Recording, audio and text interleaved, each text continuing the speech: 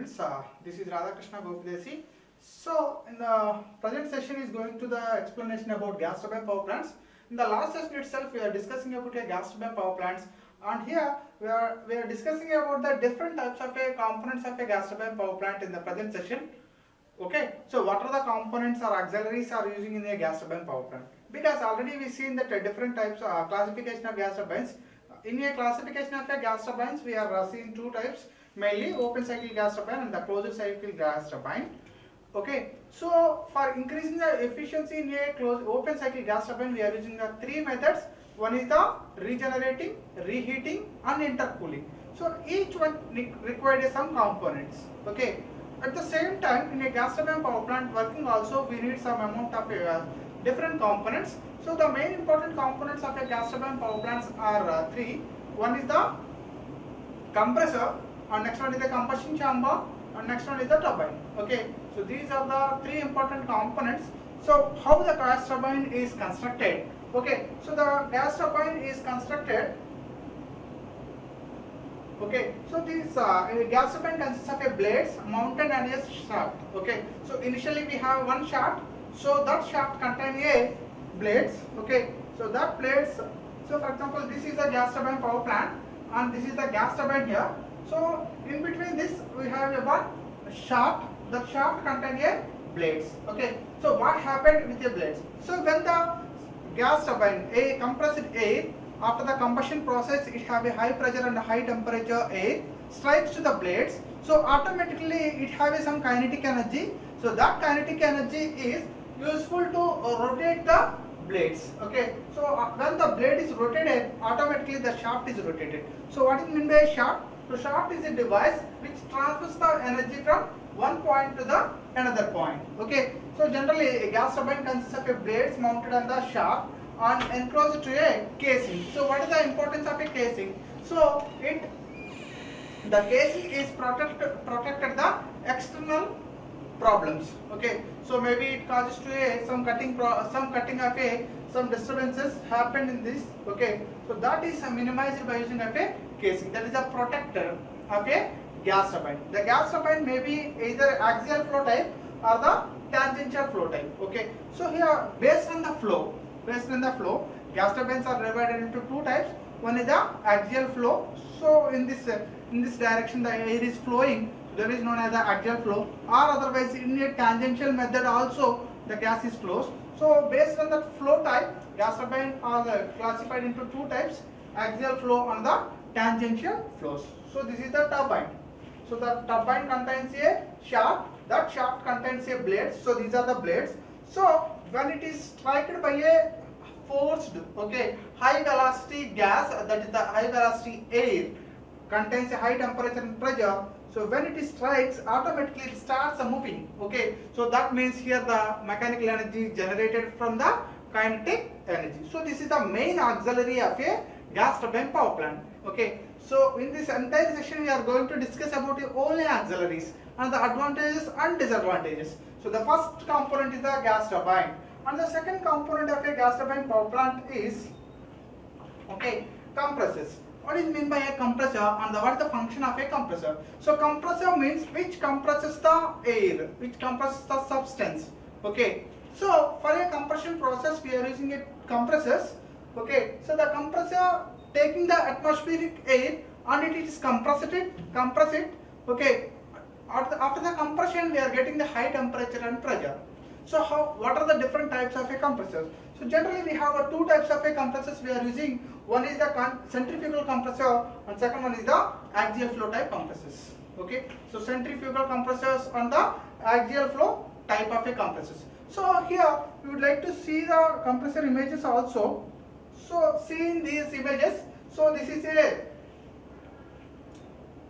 centrifugal compressor. So see this here, so the air is entered here and later it is entered centrifugally.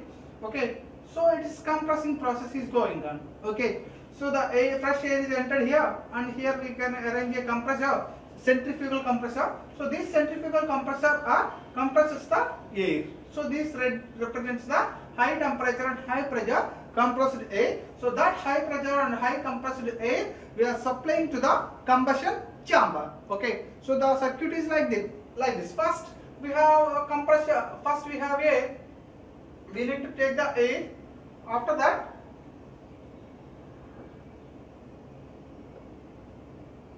so first we have a compressor.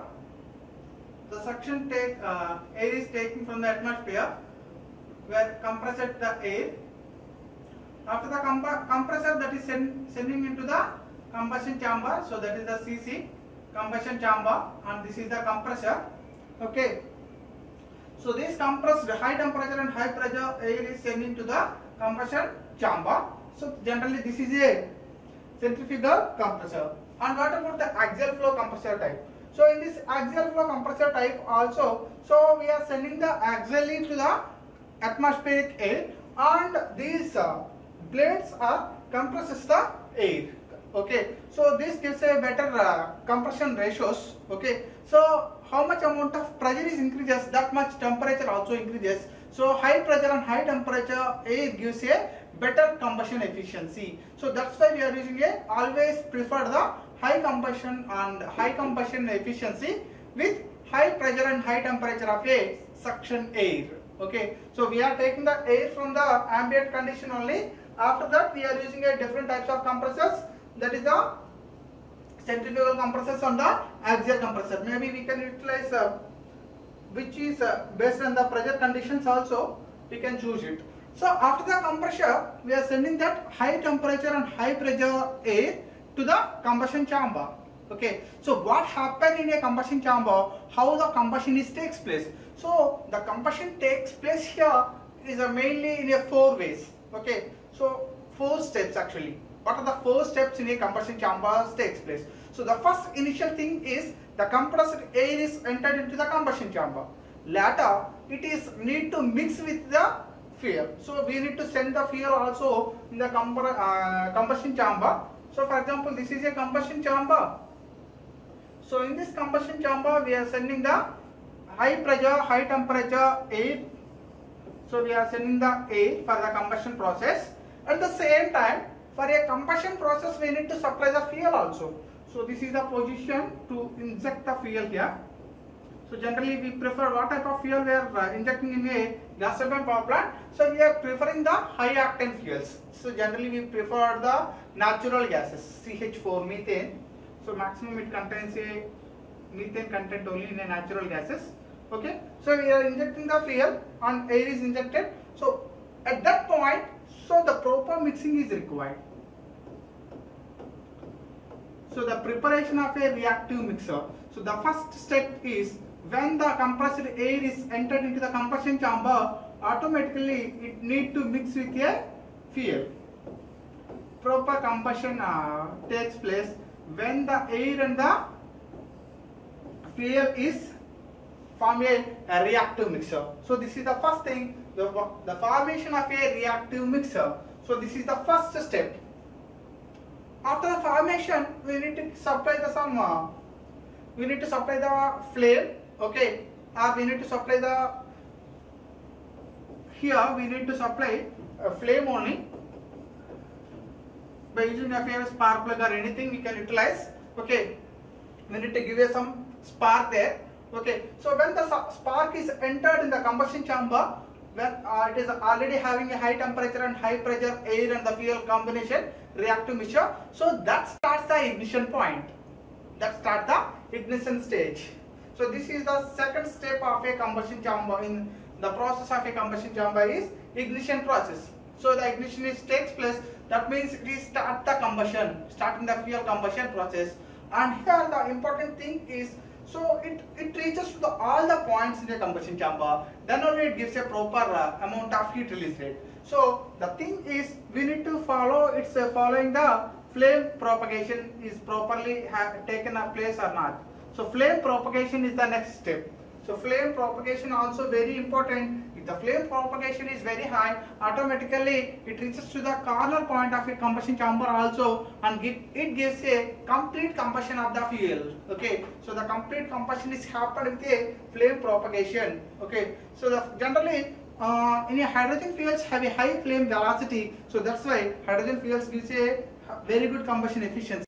But the problem is it's a very dangerous because it gives very high amount of heat release rate. The controlling is very difficult. So that's why most of the cases we are using the natural gases, because we can control it, because the heat, everything is based on the heating value. The heating value of a methane is around 50,000 kilojoule per kg.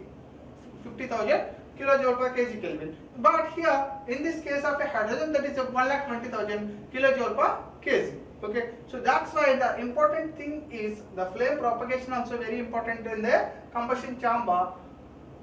And last thing is, so after the combustion process, the combustion is continuously happen inside the combustion chamber. Maybe after some time it stays to the blast of a point, because high temperature maybe it's not possible to the sustain with a combustion chamber material. So that's why we need to provide the cooling effect. Okay, so the cooling of a combustion products with the air. So that's why we are giving the cooling process for a entire combustion products later. Okay, then only we can expect a more life. Okay, so these are the processes happened in a combustion chambers. Okay, and then the next process is intercoolers.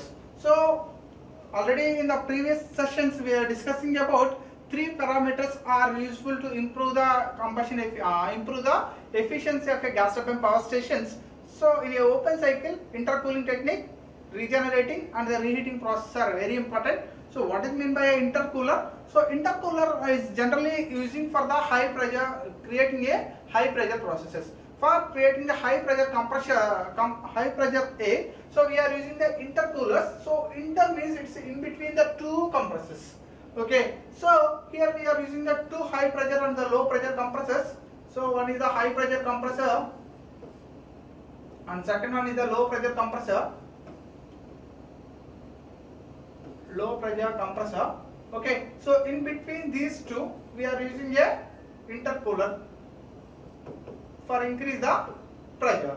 So see here, intercoolers are used in the gas turbine plants whenever there is a requirement of high pressures. So this is the important thing. So whenever we require the high pressure of A, so we are using the intercooler. Where we are placing that intercooler, high pressure air is obtained by using a multi-stage compressors. The intercooler is placed in between the two stage compressions. So here the two stages are there. So at that middle point we are placing the intercooler. Okay. So that is the concept of a intercooler. So by using of a intercooler we are getting the high pressure air. And the next step is the regenerating technique. So the name itself indicates that regenerating, reusing. Okay. So we are using the in the first case of a gas turbine power plants, so most of the energy is wasted due to the exhaust gases only. Okay, so here a lot of high amount of heat energy is generated. That heat energy is wasted due to the exhaust gases. So if you want to increase the thermal efficiency, means you need to utilize the proper heat released. The heat released from the combustion. So we need to utilize the entire heat, then automatically we will get a higher efficiency. But it's not possible to catch the exhaust gases directly. So that's why we are using the exhaust gases for the further heating process. Okay, where we are using the further heating process, so we are using that exhaust gases temperature for increase the temperature of a compressed air. So for example here, the compressor takes place like this. So this is the compressor. After the compression process, the compressed air is sent into the combustion chamber. So this is the combustion chamber. Okay. So before entering to the combustion chamber, that air, that compressed air, we are heating by using a heat exchanger device. Okay. So what we can do is, here we are using one heat exchanger. So this is the heat exchanger here. Okay. So this is indirectly connected. So this palm is closed here. That connection is disconnected, and we are giving past the compressed air, and at the same time here in this heat exchanger we are giving to the exhaust gases.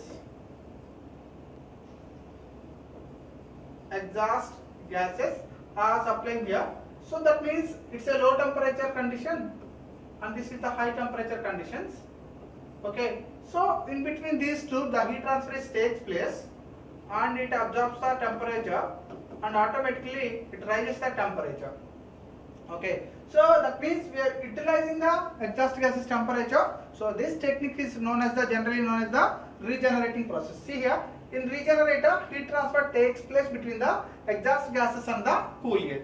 That is not a entire cool air. So that is the after compression process only we are using the regenerating technique. So how it helps? So it helps in improving the thermal efficiency of a plant by recovering the part of the heat carried away the exhaust gases. So where the exhaust gases are wasted the amount of heat energy, so that energy also we can utilize by using of a regenerator technique. Okay, so that is very important for getting the higher efficiency by using the same fuel. Okay, and the next thing is the air intake system. In a gas turbine power plant, the one of the important thing of a auxiliary is the air intake system. So why the air is required? So for the proper combustion process we require the air.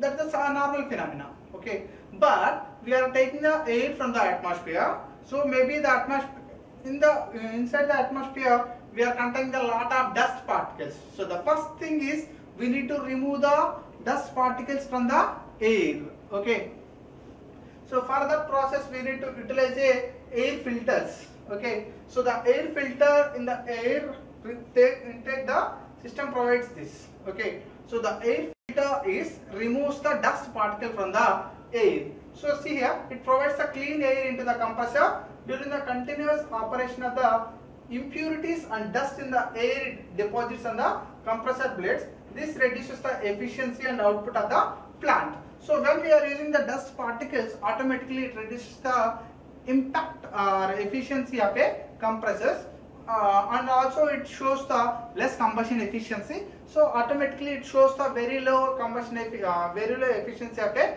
gas turbine power plant. So that's why we are using the air intake system with a air filters. Okay, so that removes to the entire dust particles from the intake air.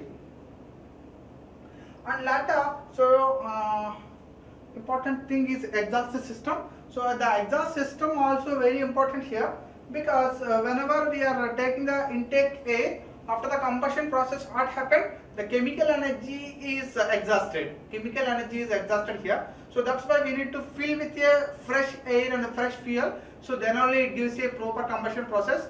Otherwise it doesn't give a proper combustion. So that's why, so we need to remove the exhaust gases to the environment. So that is also we need to take care, because that exhaust gas when entered into the atmosphere, it causes to the environmental pollution. Okay, so that's the case we are using the exhaust system separately. So that exhaust system leaves the emissions into the higher positions.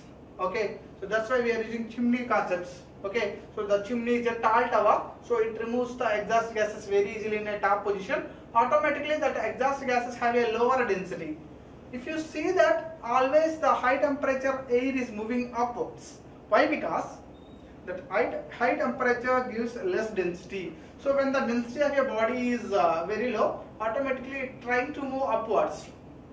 Okay, so exhaust system discharges the hot gases to a certain level, which is safe for the people and the environment. So that's the reason we need to provide the proper exhaust system also through ducts and the silencers.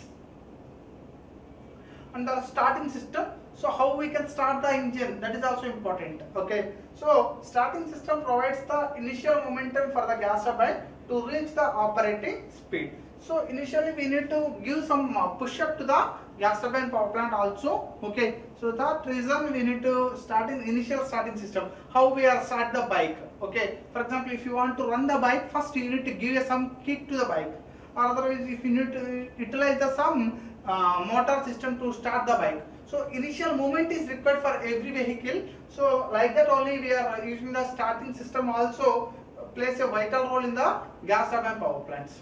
Okay, so these are the main important auxiliaries of a gas turbine power plant. Okay, and what is the advantage of a gas turbine power plant? Okay, so warm up time is very less. Okay, because here we are giving no need of warm-up process because we are giving directly a compressed air here. So otherwise, without a compressed air means it takes some time for the reaching the high temperatures on the combustion process. If you see the vehicles in your motor vehicles or your automobile vehicles, in a cooling time, in a winter season, it takes some time for the starting process. Why it required? So in this process, we are taking the fresh air from the atmosphere. Here also it shows some effect, but we are using the compressor here in the initial step. So the compressor is compresses the air. So that's why it gives to the very less warm-up time when compared to the other system. Almost any hydrocarbon fuels can be burned. So in this system already we discussed that what are the fuels we are using in a gas turbine power plant. In a gas turbine power plant we can utilize any type of a fuel.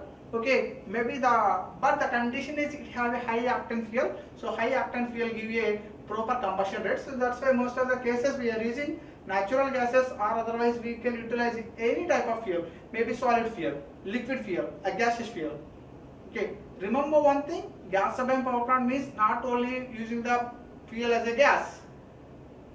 The gas or the steam represents, in a steam power plant, steam represents, in a gas turbine power plant, gas represents, in a hydroelectric turbine, hydro represents. So the working fluid, it represents the working fluid. So most of the cases we are confusing that if a gas turbine means, so we are using the gas as a fuel.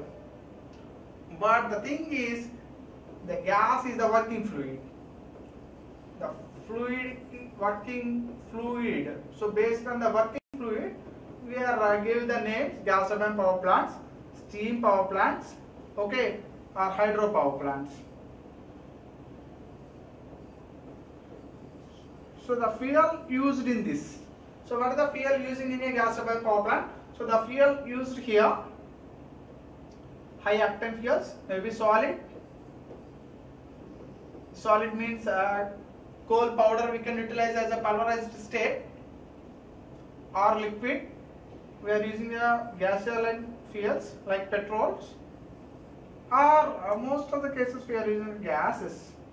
What type of gases? Natural gases we are using for the process. So almost any hydrocarbon fuels. Okay, all are hydrocarbons only. Everything contains a carbon content. Liquids, for example, petrol. You can take the petrol, so it's contain a octane number. So the formula is C14H28. Okay, and gas, diesel also a hydrocarbons. It contains the carbon and hydrogen process. Okay, gas we are using the methane, CH4, carbon and hydrogen contents. Okay, so in this steam power plant we are using fuels. Generally, most of the cases we are using fuel as the coal. Apart of the coal, if you want to utilize a biomass also, or otherwise in some cases we can utilize a nuclear power plant, nuclear energy also we are using. Here also it generates the steam only.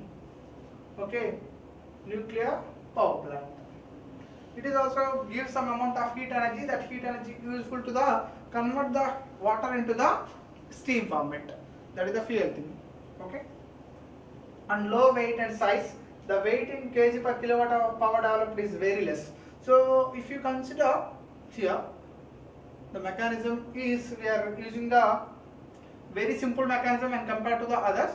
So that's why we are using it is a very low weight when compared to the others. For example, if you consider the diesel engine or petrol engine, generally 2-stroke engines are lower weight when compared to the 4 strokes. So because we are using the valve mechanism in 4-stroke cases, but without a valve or any other mechanisms, so that's why the weight is very less when compared to a diesel power plant cases or any other cases.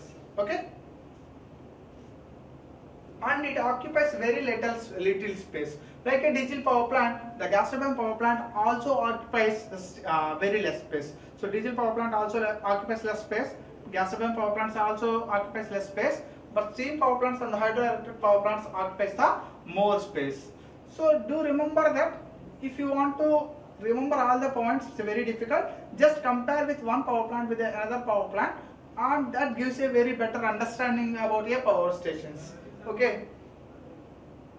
And the thing is, the plant can be used as a peak load plant.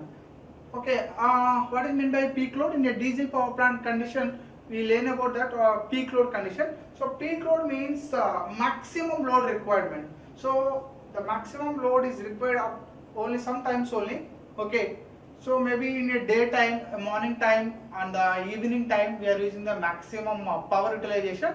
So at that time only it requires the high power. Okay. అదే వాసన వస్తుంది చూడు.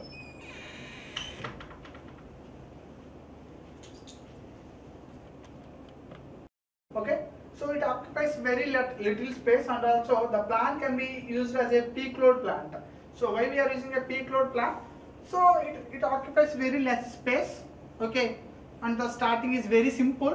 So these are the two important conditions when we are utilized as a peak load condition. The plant maybe it's a simple in construction, it occupies less space, and the starting time is very less. So these type of power plants only we are using as a peak loads, because generally if you want a high power, for example if you want a 10 kilowatts of a power in your home, okay, so if you install a one thermal power, solar power plant, okay, so that is only feasible up to a 10 kilowatts. But in your home, maybe suddenly if you gathered some people, or if you arrange some party, at that time if you required a 20 kilowatts of power. So generally if you have a capacity of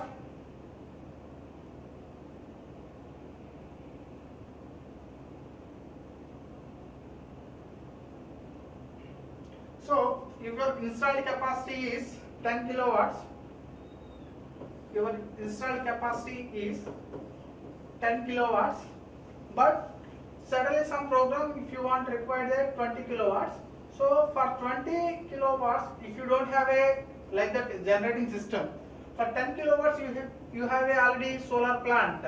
So it's a very costliest process for a installation process.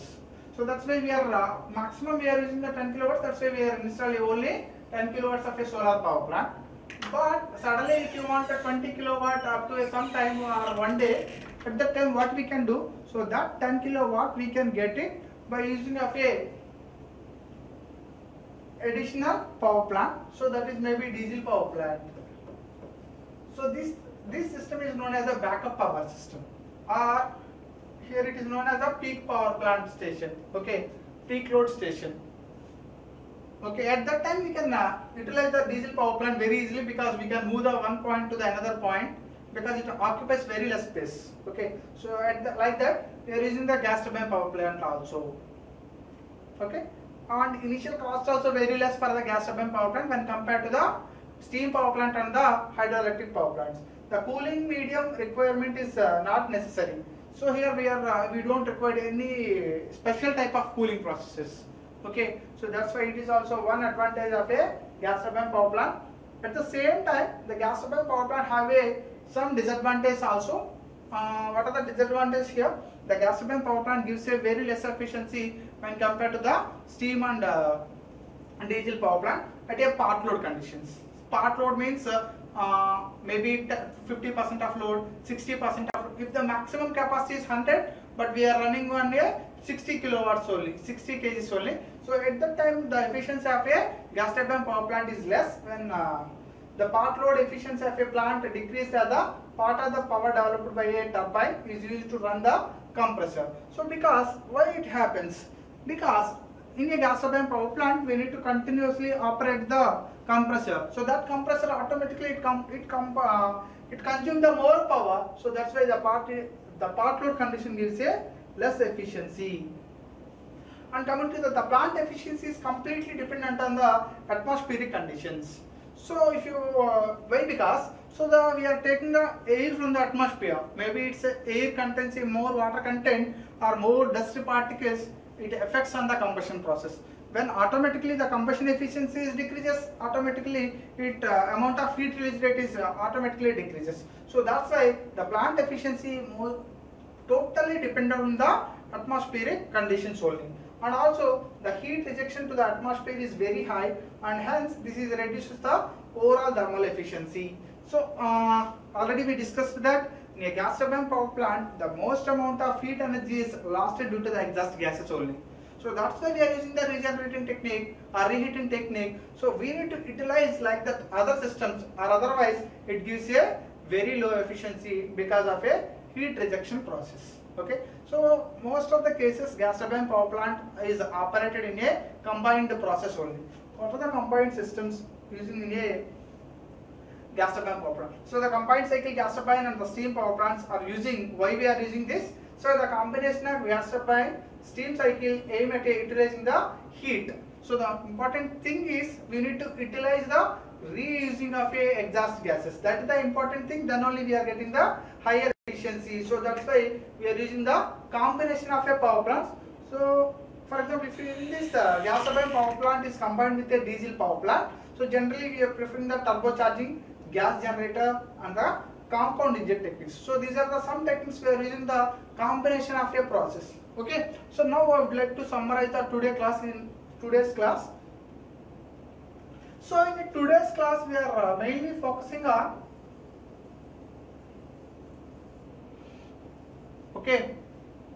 only auxiliaries. One is the gas turbine. So how the gas turbine is constructed? So the gas turbine contains a shaft. So the shaft contains a blades. Okay, and gas turbines are generally centrifugal type, centrifugal gas turbines, and the axial flow gas turbines, axial flow type gas turbines.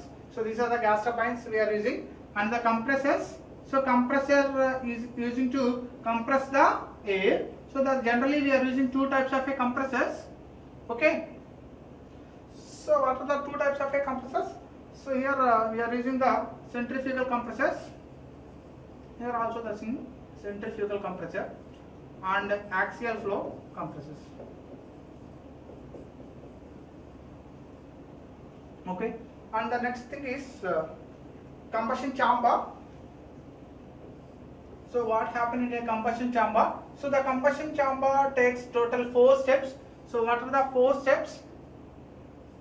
So formation of a reactive mixer. The first thing is reactive mixer formation, and next one is the ignition part. Okay, and next one is the exhaust system.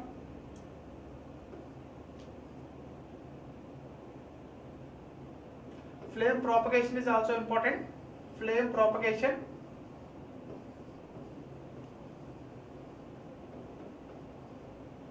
Okay, and exhaust.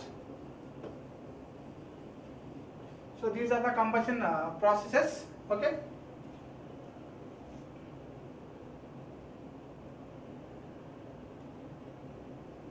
Okay, thank you.